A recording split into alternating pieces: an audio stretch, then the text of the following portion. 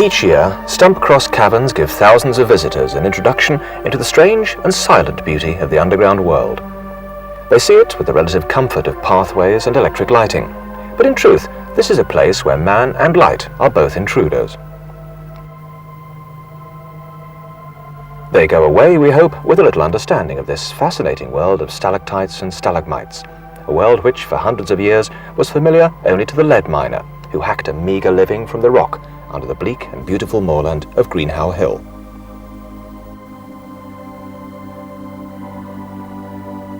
The miners are gone, and the valleys, once active with industry, stand silent.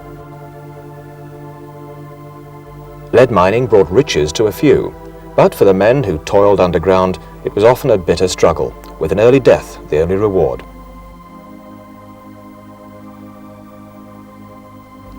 Many levels have collapsed or are flooded, but a few mines can still be entered and give some insight into the labours of Told Man, as the lead miner has become affectionately known. By the mid-1800s, lead mining was already in decline. Miners were paid not by the effort they put in, but by the ore they extracted. So to break into natural caverns with little or no payable ore was considered a disaster.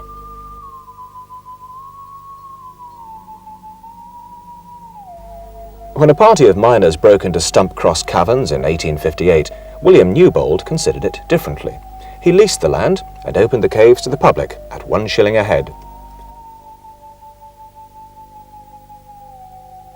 By 1925, when this photograph of the entrance was taken, the ownership had changed, but little else. The cave existed long before the intrusion of man. The streams that gather on the clays and gritstones of the surrounding hills sink into the natural cracks in the limestone rock.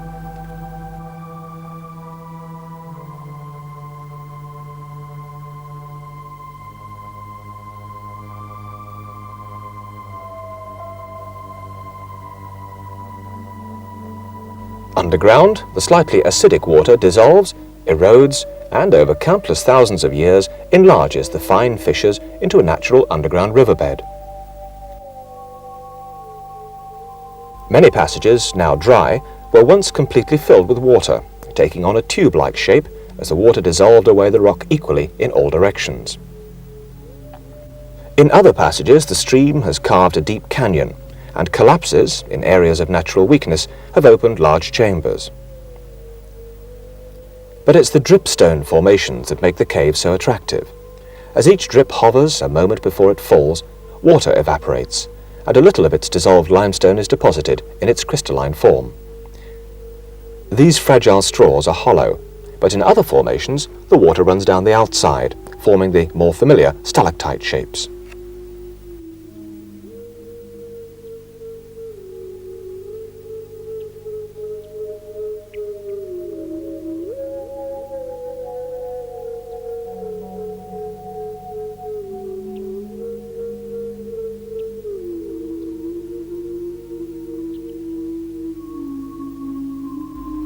Where water drips onto the floor, stalagmites may build up, perhaps one day to meet the matching stalactite to form a column. Where water has run along a rib of rock in the roof, curtains are formed, and bands of colour show the way the calcite has built up. Almost every kind of formation can be found in Stump Cross Caverns.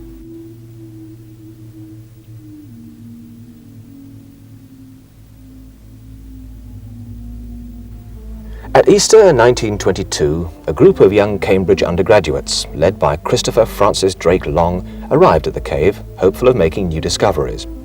They camped in the cave itself and spent a total of 168 hours underground, digging at a blockage at the end of clay level.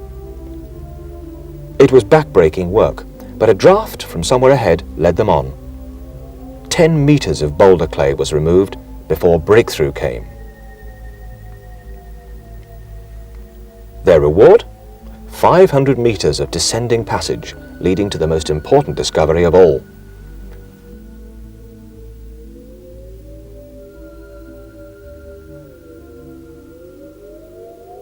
At the bottom was the lifeblood of the cave, the stream that once formed all the passages above.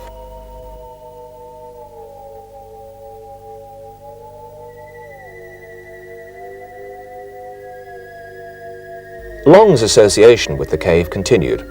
He was in many ways a strange character, but devoted to cave exploration. He was to leave Stump Cross with a mystery.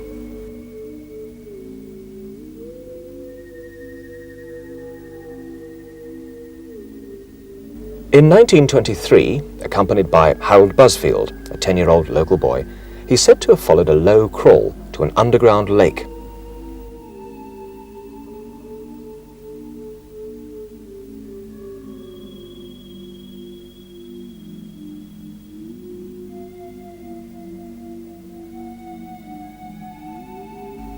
Busfield was to wait while Long swam across and explored beyond. In spite of many searches, nobody has found that lake since. Does it exist? Some say that Long deliberately sealed the entrance with rocks for reasons of his own.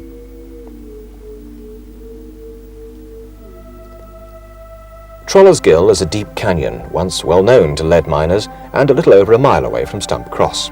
At its foot, a stream bubbles to the surface from impenetrable cracks. Higher up the dale, below Dry Gill, is Timpany Joint, where a sizable stream is seen to emerge in wet weather.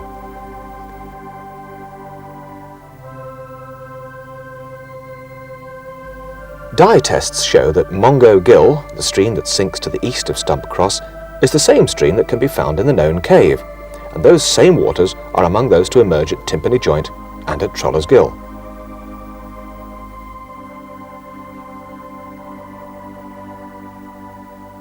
Modern cavers have fought long and hard to follow more of that underground journey.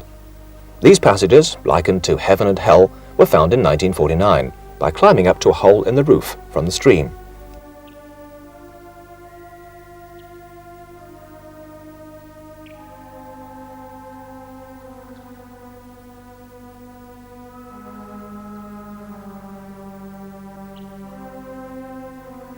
This may not be everyone's idea of heaven, but it was comparatively dry, comfortable, and sometimes pretty.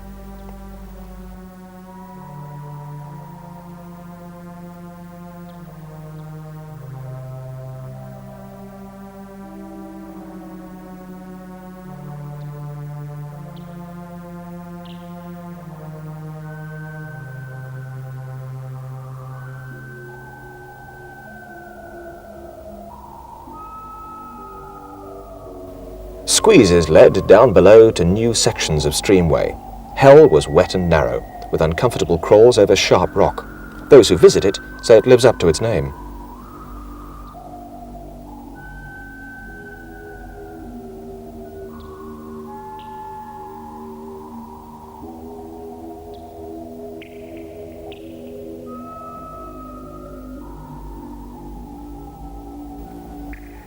A little progress had been made, but still a large gap remained between the known cave and the stream sink at Mongo Gill. Digs in the area of Mongo Gill finally paid off in 1964, and passages were explored towards Stump Cross Caverns.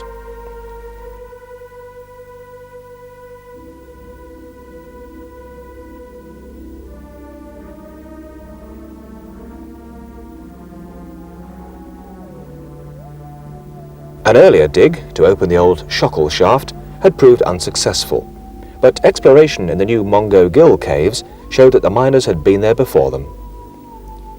The earlier diggers had stopped too soon. A couple of weekends digging and the old mine shaft was reopened to provide a new and convenient entrance.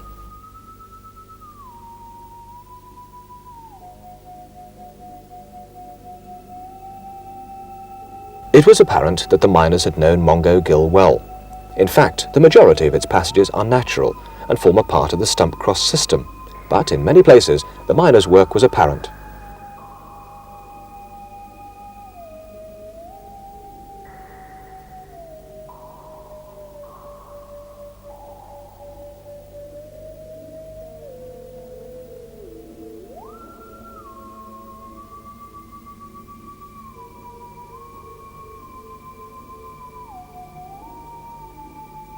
There were many relics, but this iron ladder isn't one of them. It was brought in by the cavers to make the climb easier.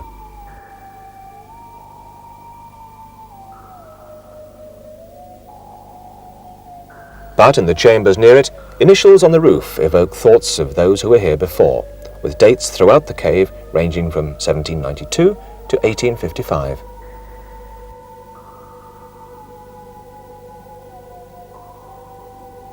Over 1 mile of passages were explored in Mungo Gill, and in almost every case there were signs that told men had been there before them.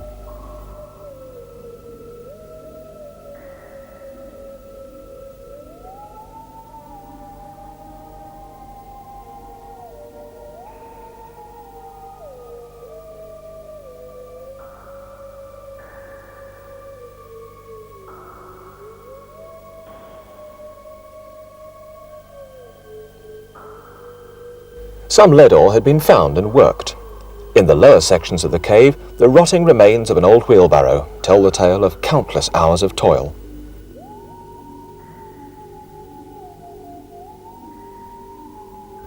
Many formations were broken by the miners. They had no use for them. But those that remain show that Mungo Gill was every bit as beautiful as the rest of Stump Cross Caverns. With so much of the upstream exploration complete, the attention has turned downstream, to the blank area across to Troller's Gill. The streamway sumps downstream, that is, the only way on is narrow and completely underwater. Rob Shackleton decided to tackle the dive in 1977. Visibility underwater will be nil, and with diving gear, the narrowness of the underwater passage will make progress both difficult and dangerous.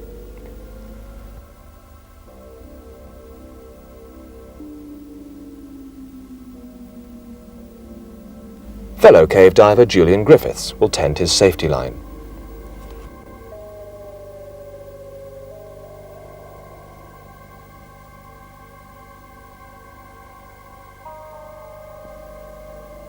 The dive has been unsuccessful. Although 130 feet of horrifying and tortuous underwater passage has been followed, the way on is impossible.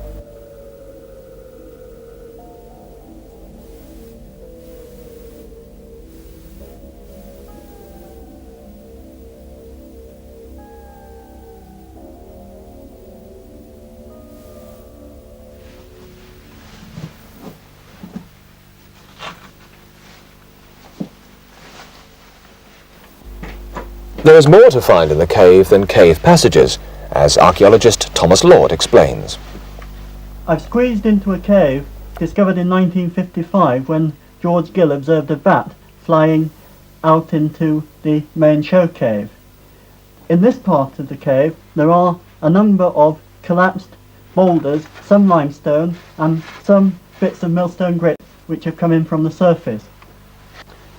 Amongst these boulders were found a number of bones, and when these were excavated they turned out to be the remains of 2 or 3 adult reindeer and 2 or 3 juveniles.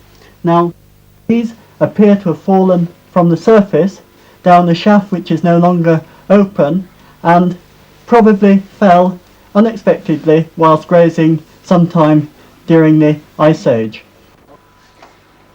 Initially, as you can see, this was the height of the cave, and we had to dig this trench in order to make it accessible to the public. And it was while digging this trench that we found a number of animal remains, and we realised it might be of interest to someone, so we brought in the experts, and this expert was Thomas Lord. The wardens cut through the deposits on the cave floor, and down at the bottom here there's a stream deposited sand and silt, which is overlain by a stalagmite flowstone. But if we look closely at this, there are interbedded dirt bands, probably caused by intermittent flooding, and it's in here that the animal remains are found. And by dating this stalagmite, we can get an age for the animal bones themselves. The bones of wolverine were a particularly rare discovery and posed many questions. More evidence was to come. Jeff Workman established his association with Stump Cross when he set a world record by camping in the cave alone for 103 days in 1963. Now he regularly visits the cave to dig for new passages. But this dig paid different dividends. He discovered more bones deep into the cave and called Thomas in for guidance. It was a complete wolverine skeleton. How and why did it come to be so deep into the cave?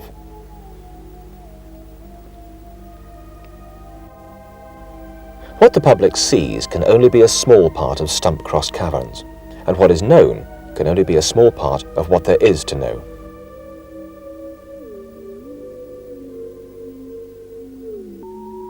But what of Toad Man, the lead miner? What else did he know? What stories have been lost in the mists of time?